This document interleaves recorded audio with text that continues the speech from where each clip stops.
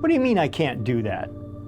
This is my company. I'm pretty sure I can hire anybody I want. What's the big deal? He's got the skills that I need.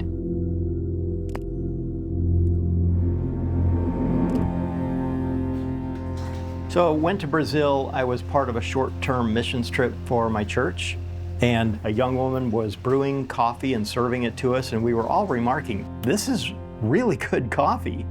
And turns out that her father owned a coffee plantation, and he and his wife were roasting in a stainless steel sphere a little bigger than a soccer ball.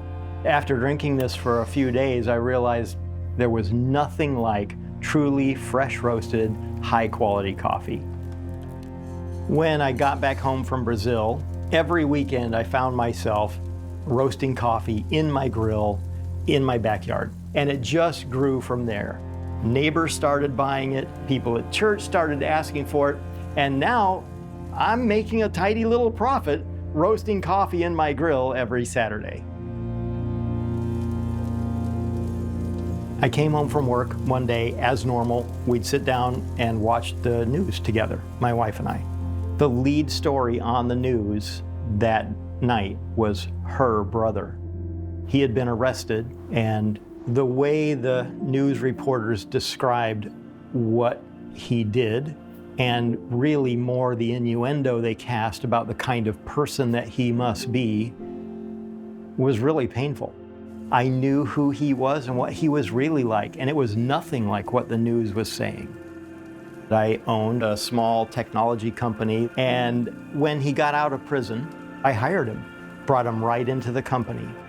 We were using an outside payroll processing company at the time, and I got a call from the president of the payroll company. Listen, this is Jeff. You have a convicted felon on your payroll. Your employees are actually my employees of record, and we don't hire felons. If he's not gone by the end of the day, we're not going to process your payroll. We're going to drop all of your employees' health insurance. We will drop your business insurance. And if we do that, you're out of business. Nobody else will pick you up. I knew my brother-in-law's life was going to change because of his crime. I did not know how much my life was also going to change because of what he did, and the window that opened into this whole social problem that we have of what to do with people when they come out of prison.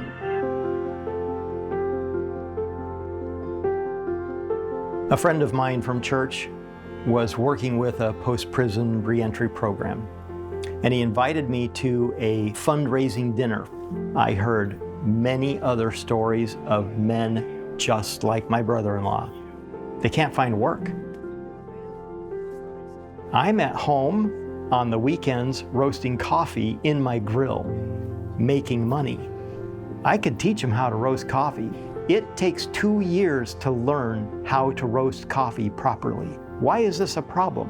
Because these men in a halfway house are only there for 9 months. God is tapping me on the shoulder all this time, saying, there's a problem that I need you to address. So I spent 2 years designing, building, inventing a whole new kind of coffee roasting system. We called it the Beanmaster 5000. And that machine allows somebody to come and after 20 minutes of training, they can roast perfect coffee on this machine.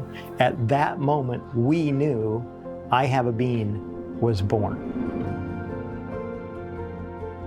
So here we are 15 years after starting this business.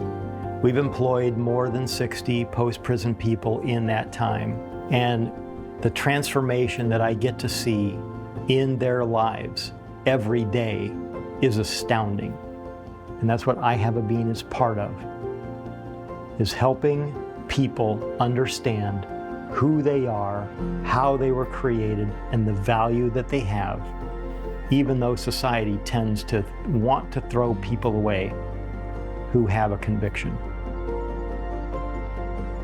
We're more, in fact, we're all about who are you today, not who were you, right? The present evidence of the content of your character. Who are you living as today, not what mistakes did you make in the past. That's not the important part.